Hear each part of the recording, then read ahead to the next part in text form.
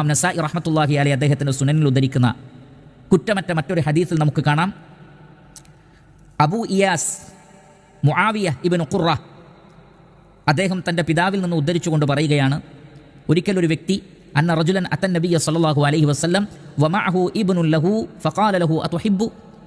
നബി സല്ലല്ലാഹു അലൈഹി വസല്ലമയുടെ അടുക്കൽ ഒരാൾ തൻ്റെ മകനെയും കൊണ്ടുവന്നു. അള്ളാഹുവിൻ്റെ റസൂൽ ചോദിച്ചു, നിങ്ങൾക്ക് ഇവനോട് വലിയ ഇഷ്ടമാണോ? ഫഖാല അഹബ്ബകല്ലാഹ് കമാ ഉഹിബ്ബുഹു.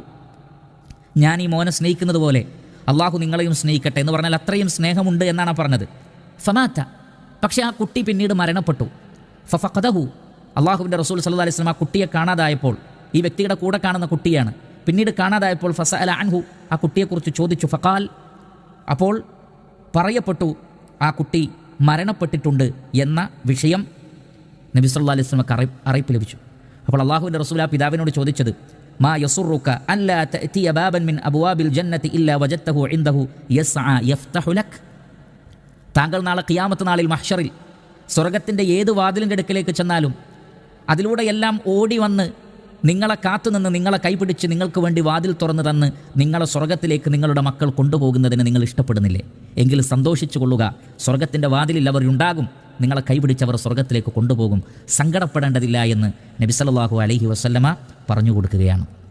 അതുകൊണ്ട് സഹോദരങ്ങളെ, ഗർഭാശയത്തിൽ വെച്ചോ ജന്മത്തിന് അല്ലെങ്കിൽ ജനിച്ചതിന് ശേഷമോ പ്രായപൂർത്തി എത്തുന്നതിന് മുമ്പോ നമ്മുടെ ആൺകുട്ടികളോ പെൺകുട്ടികളോ ആരെങ്കിലും മരണപ്പെട്ടിട്ടുണ്ടെങ്കിൽ, മക്കൾ മരണപ്പെട്ടാൽ സങ്കടമുണ്ടാകും. നബി സല്ലല്ലാഹു അലൈഹി വസല്ലമ കരഞ്ഞിട്ടുണ്ട് തൻ്റെ മകൻ ഇബ്രാഹിം മരണപ്പെട്ട സന്ദർഭത്തിൽ, അത് സ്വാഭാവികമാണ്.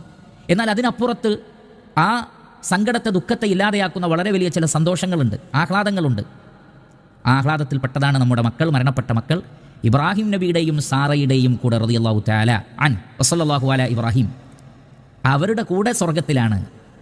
അപ്പോൾ എത്ര സ്നേഹത്തോടു കൂടി നമ്മുടെ ആദർശ പിതാവെന്നറിയപ്പെടുന്ന ഇബ്രാഹിം അലൈഹി സ്വലാത്തു വസ്സലാം, അവർ എത്ര സ്നേഹത്തോടു കൂടി മക്കളെ നോക്കുന്നുണ്ടാകും, അതും സ്വർഗ്ഗലോകത്ത്. പിന്നെ എന്തിനു സങ്കടപ്പെടണം?